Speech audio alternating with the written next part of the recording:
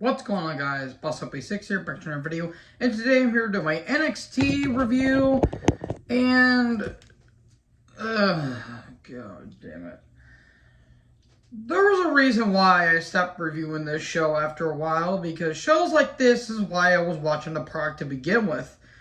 The show wasn't terrible, but it felt like an NXT 2.0 show, and boy did I ever hate that. So let me know in the comment section below what you guys thought about the show. We're on the road to Halloween Havoc, and there's a lot of stipulations set ready up for that show. No Vic Joseph or Mackenzie tonight. Shame. I don't know what happened to them. Are they on a honeymoon or something like that? A genuine question. If they said something, I totally did not listen.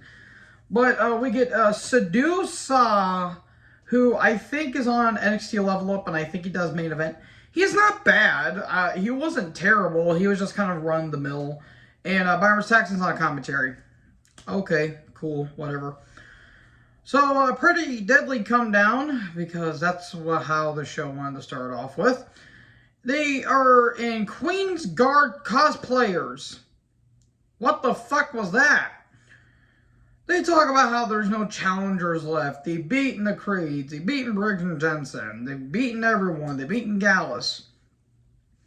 All of a sudden, Rage and Dunn show up. They tried to salvage this. They tried to save this, but unfortunately, the damage was done. They talk about how Pretty Deadly talked shit about Sheamus on SmackDown last week, where Sheamus got the shit slapped out of him. They want to challenge tag titles. It's fight night. I thought that was Fridays. And they chase off Pretty Deadly. And then Hayes with Williams come down, and then we got the break. This all happened in a span of 20 minutes. Feels like this show didn't really have anything going for it. Footage earlier of Gigi Dolan, Jesus the Lord Almighty, and JC Jane. God damn, everyone's looking great tonight. They get attacked by Kaylee Ray in a parking lot. And, Sadu talks about how the parking lot's the deadliest place in a wrestling show. That was actually kind of funny. Or the deadliest place in NXT. That was kind of funny. So Carmelo Hayes took on Oro Mensah. It's former Oliver Carter from NXT UK. Why do they keep changing everyone's fucking name? It's really getting annoying. Match wasn't bad. Hayes, every time he does that springboard clothesline, it looks beautiful. Oro got some good shots. He's got a look. He's pretty athletic. They kind of did the flip the doodah stuff, but unlike a Bucks match, there was actually chemistry here. Williams interferes, and Hayes wins. The Hayes things are starting to get a little too formulaic, and it's starting to get a little redundant at this point. Especially when Hayes was the NXT North American champion, but I understand why Williams is doing it. It's not a knock, it's just the way that they keep doing it. So then Hayes joins commentary. And Andre Chase with Bodie Hayward, a.k.a. Billy Gunn and Dolph Ziggler's long-lost love child, and Thea Hale come down. Okay. He's going to be taking on Von Wagner in a qualifying match. Oh boy. But before we get to that, we get footage earlier, or we get a recap of Bruce versus Kemp last week, and his arm's all bruised up, and footage earlier of the Creeds and Ivy Nile in the training room. And then Doc Hudson not Doc Hudson, Jesus. Yeah, the Doc Hudson, the world famous Doc Hudson from the Cars movies, he shows up. No, Duke Hudson, I apologize. He shows up and he talks about Brutus, and Julia says, you better put your money where your mouth is. How about we have a match tonight? Okay. So Von Wagner took on Andre Chase in a qualifying match. Who did I piss off to deserve this? Hayes was on commentary. Oh, dude. Two people I don't give a fuck about. Look, Andre is not bad. He's only average at best. This whole university shit's really annoying. And Von Wagner, they try, but he is not any good. He looks confused all the time. And in the end, Wagner wins. Cool, he's in the North American Championship match, which is a ladder match. Does he even know how to spell ladder? I'm pretty sure the guy's a nice guy, but Jesus, he looks like he doesn't know where the fuck he's at. So, and then Lee attacks Hayes. Wesley attacks Hayes. Cool. So, Sangha and Frazier are backstage, and Sanga's kind of down because he wishes he had the confidence like Frazier, and Frazier's like, well, I got my match against Axiom next week, and whoever wins gets to be in the match of Halloween Havoc. And Sangha says, well, I hope the best for you, and okay, I don't understand what they were trying to do with Sangha here. He's trying to be a motivator, but also he's kind of down on himself. So, I don't know. Then all of a sudden, Veer shows up. Yeah, I heard that Veer had to be sent out of NXT. So, Indushir is reformed, I guess. Okay, they need more fucking tag teams, I know that. So, okay, I wouldn't mind that. Lash Legends backstage, she's talking about her match with Wendy Chu. Be still my beating fucking boner. Footage of Waller arriving earlier, because I thought this episode didn't get more annoying. Protect my Hummer. Pillman should have said the same thing. I am sorry for that. I am so sorry for that. Rest in peace, Brian Pillman. I am so going to hell for that. So, Wendy Chu took on Lash Legend.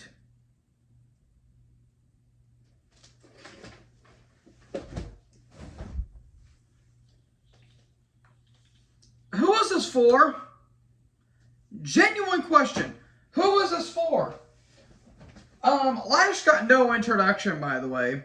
I'm sorry, this Wendy Chu is fucking atrocious. It is fucking terrible. Lash has a look, that much I'll say. She'll get there at one point, hopefully.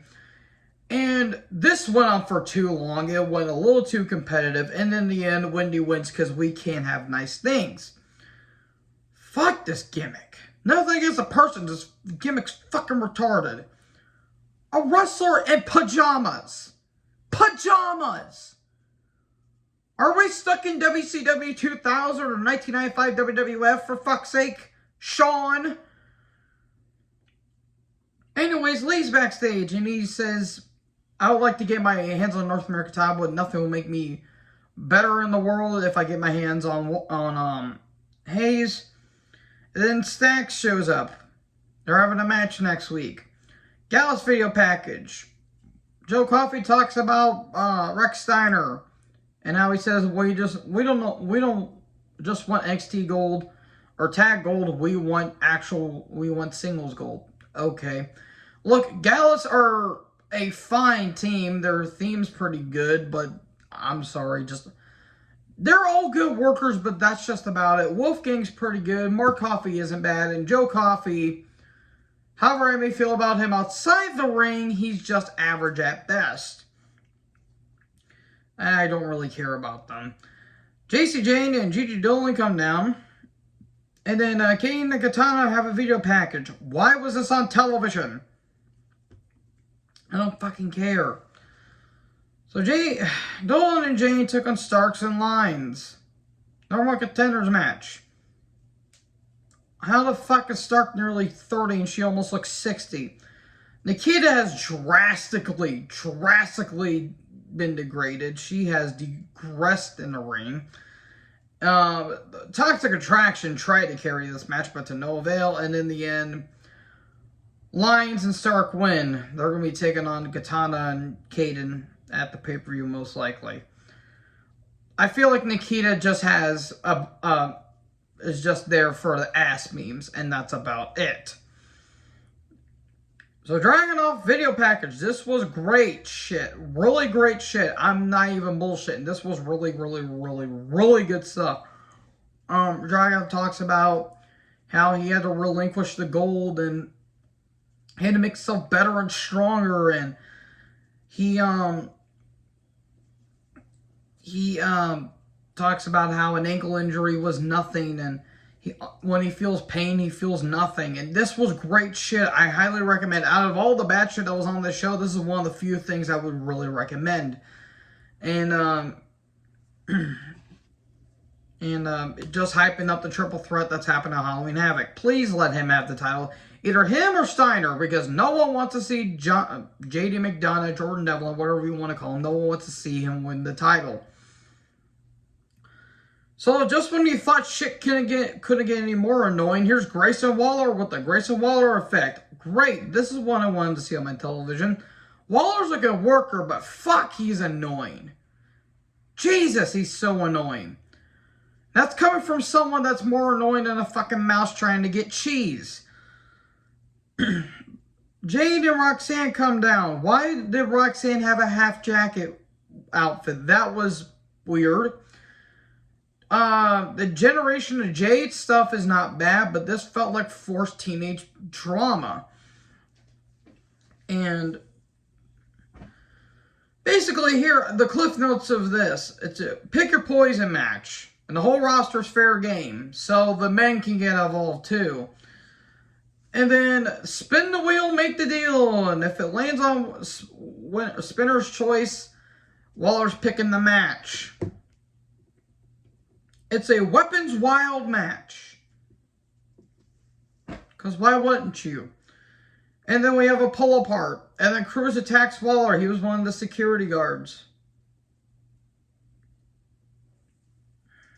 What happened to this show? Seriously, what happened to this once grateful brand? It feels like just another fucking brand at this point. Schism backstage yelled at a guy in a red hoodie that was handing out all the stickers when Waller showed up. Okay, why do I care? Which I don't. Should I care? No. Julius Creed took on Duke Hudson. This match literally lasted 30 seconds and Duke loses to a clothesline. That clothesline that Julius hits when their opponent is sitting up. That was some pretty good shit. And then Brutus and Niall come down and they want to get... Brutus wants his hands on Kemp. And Kemp is up on the scaffolding. And how about this? How about we have a match of Halloween Havoc? And Julius, if you win, Brutus, you get another match with me. However, Julius, if you lose, Brutus is out of NXT. Okay, then. And Julius cuts a damn good promo. Kemp put a pretty solid promo here, too. I don't care about the Diamond Mine at this point. And Julius says, well, how about we have a stipulation where you basically had to take Roddy out? How about we have an ambulance match? Okay. Sure, why not? I mean, it's been a while since we've seen an ambulance match. I mean, last time there was an ambulance match in WWE, that was Randy Orton versus McIntyre, the Clash of the Champions match. That match was actually not bad. So, Jordan Devlin video package. Raise your hand if you actually think that Devlin's going to win. What? Honest question, why is he even in the match? It feels like it should have just been Dragunov versus Steiner, because that's way more interesting than Devlin. He talks about, well, we have the brains, well, we have the bronze, we have the warrior, but we also have the brains, we have the most aggressive, we have the most hard-hitting, but we also have the smartest, and I'll win the title. Don't give Devlin the fucking title, please. Then Hank Walker with securities backstage. He is now a contracted NXT wrestler. Cool. Then Quincy Elliott shows up. Cool. Look, I don't have anything against the man personally. I really, really, really don't. I just don't get this gimmick. If you guys like it, it's fine. I understand the appeal of it. I just don't understand this gimmick. And people have tried to explain to me, and I'm still not understanding it. Hurricane Ian ad. I hope everyone that's going through this, my thoughts and prayers are out to you guys, because this hurricane's looking really bad. Really, really, really bad. So, if you guys are suffering through it, thoughts and prayers are out to you. Axiom video package. Talking about his matchup with Frazier. Then Simon Quinn took on Hank Walker. Okay, Quinn wins. And then Quincy Elliott shows up and he spanks Walker's ass. Okay. Then Grimes is backstage, is talking to the red hoodie guy, and then Schism attack him. And then the red hoodie guy hug Schism.